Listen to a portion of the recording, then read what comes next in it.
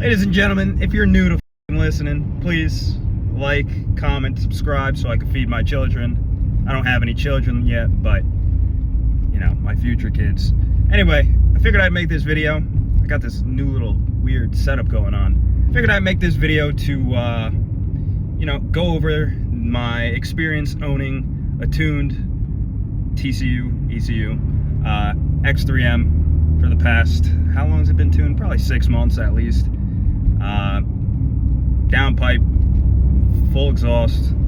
So I'll give you a little rundown on what it's like to own this thing. I've had a lot of fun with this thing. I've had it in the shop a couple times for different things, but overall, I would say like and subscribe. I would say it's been a pretty good time. So I will get into some more of those reasons, and quick little update, trying to get back into the swing of things when it comes to posting and whatnot. And yeah, I don't know, things have been weird in my life and we don't need to get into that yet. So I would say I didn't have any experience driving this without tuning it when I put the downpipe on. Well, the day that I put the downpipe on, I went straight into tuning it. So that being said, if you're looking to just do a downpipe, I don't know if I would recommend that. I don't know if I wouldn't recommend it, you know what I mean? I straight away did the tune the day that I got the downpipe in, so that I did not run it. I didn't feel like having the check engine light on, so yeah. Currently am on stage 2, MHD on 93. And my transmission is XHP stage 3. I have no complaints, truly. I mean, it's pretty cool being able to tune the transmission. You know, it's not a real TCU tune, but, you know, adjust the sliders and whatnot. And it is cool to be able to turn off the burbles. If you are up to date with my channel, you know that's pretty much the only thing that I wanted to do, was just to take the burbles off. Granted, does it really? Yeah, no, it makes a difference. It sounds pretty sick without them. Go check my Instagram if you want to see stuff of my car without the burbles on. So the number one concern that people have with these cars is the diff bolt, which I completely understand, because for some reason I have a feeling mine's a little bent right now. But that's besides the point. Will you be safe to run a tune with the diff bolt in stock configuration?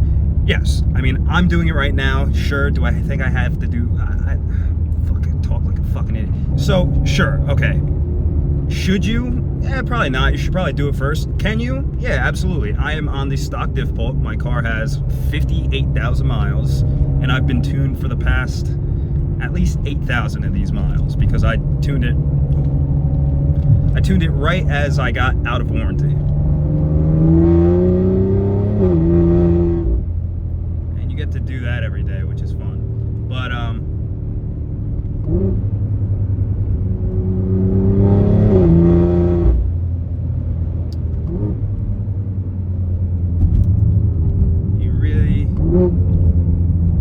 it is hard to beat that, let me tell you. Truly very difficult to beat that.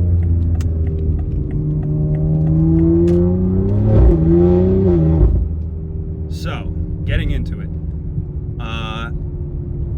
When I had this car under warranty, I got the rear diff replaced fully, because when I would go full lock, put it in like sport, and then sport plus first gear, full lock, I would turn and I would get a grinding sound. So they heard that, they replaced the rear for me under warranty. It doesn't do that, but I also have a sound, like a little clunk, coming from what I believe is the drive shaft, which I also did get replaced under warranty. So, you know, I think it was like that. It got re-fucked up before I tuned the car, and the tuning just made it like worse, obviously. But you know, if you have your car under warranty, get all this shit fixed if you're having symptoms before it's out of warranty, and before you just, you know, have to sink money into it for no reason. I had a feeling that, you know, I would have to do these things, but I got the car that was, you know, not certified pre-owned, but there was still factory warranty left on it for that reason. I didn't want to get fucked later on having to do all this. Do I think I have to change the rear? No, I think it's good. Just do the diff bolt, we're set. Do I think I have to do the Loctite fix? If you know, you know. Yes, I do believe, I feel like there should be some sort of waiting period after you do the fix before you start driving it, and they just gave it back to me and I started driving on it. And eventually over time now, I think I'm dealing with it again. When I'm taking off from a light, so, you know, just to stop, and I get on it, this first initial second, there's like a dink, a little clunk sound. I think that's the Loctite fix that I need to do. Is that detrimental? No, I don't think so. I can still launch the car. You know, I wouldn't do that too much, honestly, so I don't have to deal with the diff bolt being snapping and all that shit. But there's a lot that you could get away with it being tuned on this factory bolt, factory everything. You know what I mean? This is a pretty wonky video. I'll probably make another version of this video even more down the line, but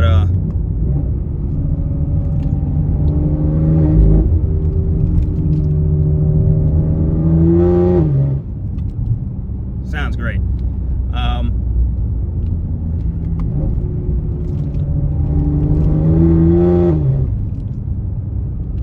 Dude, it's hard to beat this car. Like, all around, with how versatile it is, and the sound, how fast it is, and all that shit. Like, if anybody's looking to get one, I always recommend it. God, this fucking water, bro. Okay, so one of the other things that's a concern with these cars is the drive shaft. The Loctite fix, that's something that happens a lot to all of them, practically, it seems like. So, the Loctite fix, there's the splines that I guess go into the rear or something, and you have to put Loctite around them. I guess the Loctite gets old and fucking doesn't hold up the way it should, so everything, shit just starts to clunk. Keep in mind, that could have been the complete wrong description, but from my understanding, that's probably what it is. Here, maybe if I go, you can hear it now. No, didn't do it. It doesn't always do it. It does it a lot, but it doesn't always do it, and it's not like a crazy thing. I think every once in a while, if I'm pulling out of a spot and it's cold, I get sometimes like a little pop or like a clunk when I'm turning, which is not, might be the same thing, but it's not the same sound. It's a little bit scarier. Nothing's happened so far. Once again, I think it's because it's, you know, back to being fucked up again. I think I just need to do the Loctite fix and that'll take care of it. Maybe it's the diff bolt, maybe it's just clunking for some reason, only at certain times. But overall, the car's still functioning like it should. But yeah, so as for the Loctite fix, that's something to keep in mind. And then if you're oh, look at this lightning. Damn, son. That thing is so nice. I want one. But, so as for the other issue with the drive shaft, when you're making power, you know, in a car like this with a drive shaft like this, it's a two-piece drive shaft, they tend to twist the neck sometimes. This isn't as common because, you know, not everybody's making 700 horsepower and hooking off the line. You know, you usually get that twisting when you wheel hop, and then, you know, it hooks, it fucking, all the torque, and then it just takes the fucking neck out of the, that's not a good thing either. It's actually a pretty serious thing because you could damage a lot of shit when that happens. So, you know, that's something to risk, but that's when you start getting into, you know, it's a fucking fast car. You have 700 horsepower and you're launching it. That's bound to happen eventually with any car. So that's a potential issue, but keep that in mind. There's people that make single piece drive shafts for these things. I don't know, I guess be careful with where you go for it. That's beautiful. But yeah, so I've talked about 3 issues. The diff bolt, which everybody talks about. Yes, it could be a potential issue. No, I don't think it's going to be as serious as people make it seem. My buddy, who has an actual fast X3M, I'm not going to get into times or anything, but it's way faster than this. It's, you know, within 6 seconds, 60 to 130, and it's like a mid to low 10-second car. he is on the stock diff bolt, stock everything, has not had any issues. So, you know, it's not really a hit or miss thing. I think for most people it's miss, but depending on how you look at it, I think most people have the problem, you know, eventually when you get to that point, but clearly that's not the case all the time. I would assume, I don't know, somebody please correct me if I'm wrong, on MHD Stage 293, I would assume my car is making maybe 540 wheel at most. So, you know, launching a mid to high 4,000 pound vehicle, launching it with that much power, I don't do it all the time, but I do it. I can do it. It's not the worst thing, you know? Do I have some sounds that I shouldn't be having? Yeah, absolutely. But, you know, there's fixes to these things that aren't crazy expensive. I've cheaped out, whatever the fuck.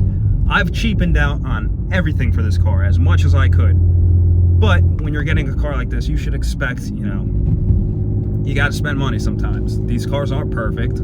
If you do the diff bolt, there's a couple different solutions. And if you know, eventually upgrade the drive shaft, if you even decide to do that, less than $1,000 with labor probably to do these things, depending on where you go, and your car is pretty much good. Everybody knows how good the S58 is. Don't fucking bullshit me on that. S58 is great.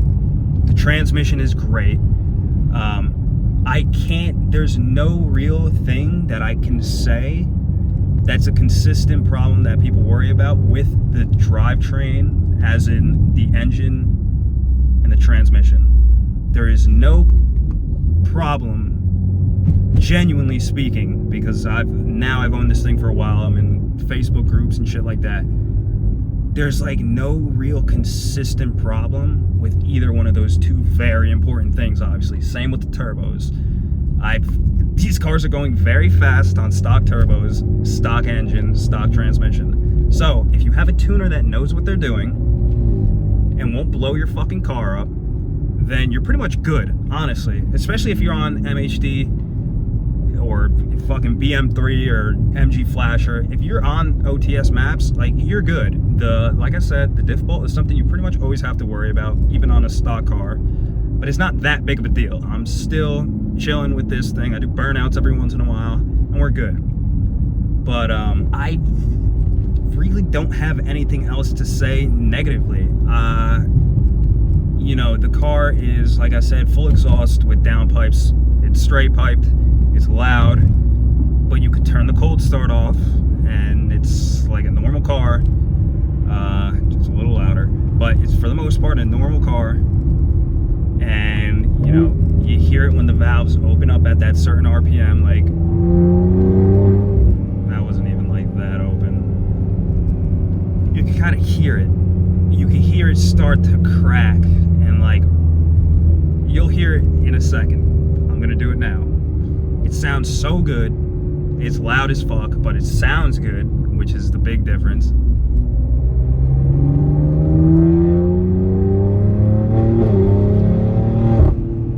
You hear it kind of open up the way it should be opened up. If you have a valve controller, then you can actually control it to be always open, always closed, or the normal OEM. Right now it's normal OEM. If you are doing MHD live, you can actually force it open and force it closed. I don't know about the other software, the other tuners. I'm sure you probably can, but I can't speak on it because I don't know. That thing is sick. I truly, like, if you have one and you're going to take care of it and you're going to do all this stuff after warranty, unless you have the money, if anything goes wrong, then by all means, tune it whenever the fuck you want. But for somebody like me, I don't have all the money in the world. I actually have no money. So, no money. You know, you want to have a nice car, you can afford the payment, you probably shouldn't have made the purchase. But if you're in my boat, just wait until it's out of warranty to have your fun tuning it, okay? That's literally all I ask. You could do the exhaust, you could do the intakes, you could do whatever the fuck you want. Do not tune it. Just be smart, be safe. You know, after 4 years or after the 50,000 miles, have your fun. But for now, relax, pal. It's not that serious. It's still fast in stock form. That is pretty much my number one advice that you should listen to. I don't care what you listen to, but if it's anything, it's that. It sounds so sick. But if you know this platform, you know people are going super fast on stock turbos. They're going super fast on stock everything. There's some people that are really fast that are still on the stock default, believe it or not, but they're probably fixing it a lot. That's fine. I get that completely. And if you know the fix, you know how to do it yourself, and you want to keep swapping bolts, just go for it. Because with the, if you go with the Einhorn unicorn egg, it stiffens everything up. That diff bolt, the stock one, has flex to it. Sometimes it flexes too much and it bends. This is pretty much what I think. It has too much flex and it bends. The unicorn egg is stiff. So with that, you're hearing clunking sounds now because there's less give in other places. Well, in that place. There's 3 bushings. It's the main diff bolt and then 2 other bushings that hold shit in place. That unicorn egg, it'll hold that in place, and then, you'll get sounds everywhere else. So people complain about the vibrations in the cabin and whatnot. There's a certain point where if you have a solid drivetrain, I think it's not going to be as loud. So if you have some slop, like where you need to do the Loctite fix, if you have slop there, it's just going to exacerbate it. I don't even know if that's a word. It's just going to make that louder because, things are getting more solid. Now you're going to hear more of the shit elsewhere. Yeah, so when it comes to the cabin sounds, that's going to make things louder. It's like putting a single piece drive shaft in. You're going to probably get some vibrations at a certain speed because you did that. Oh yeah, this thing's nice.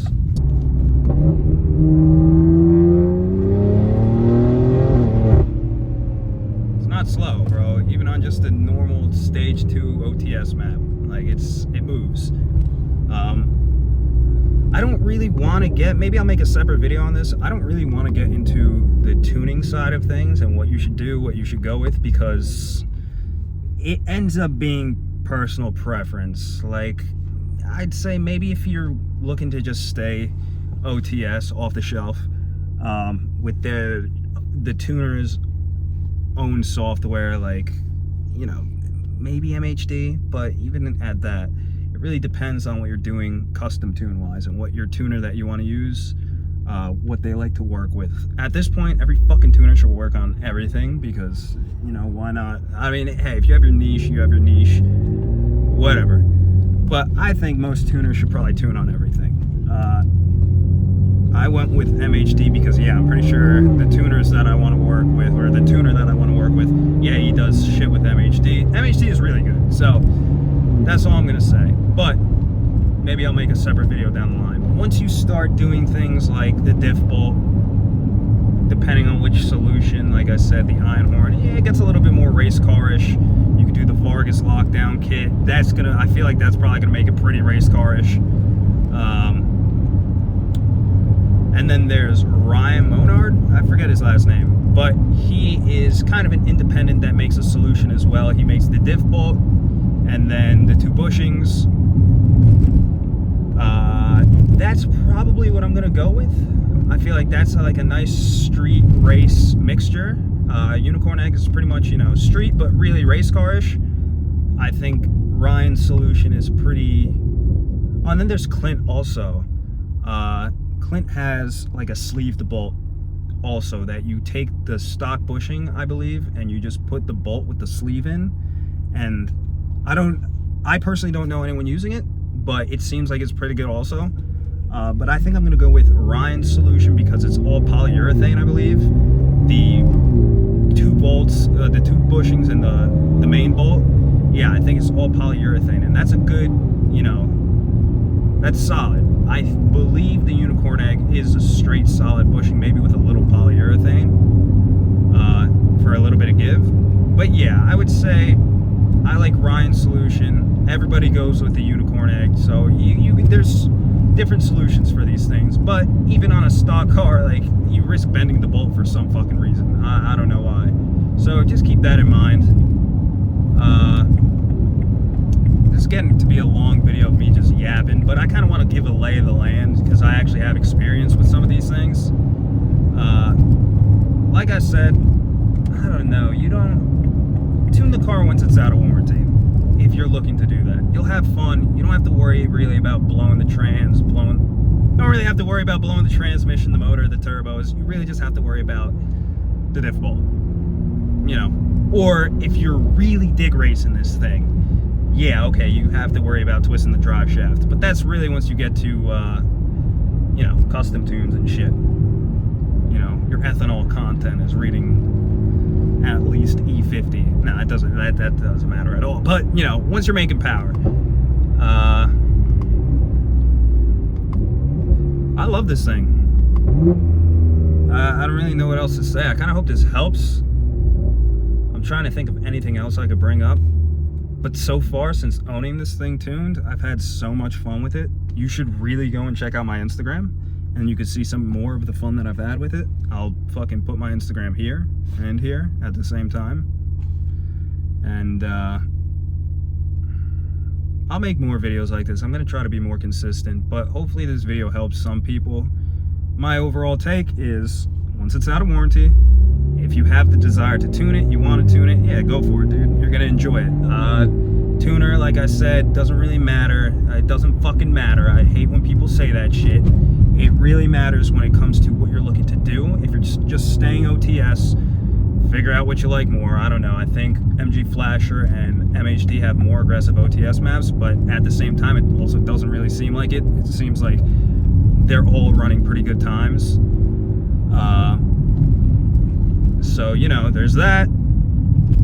XHP, yeah, I recommend just doing it just to do it.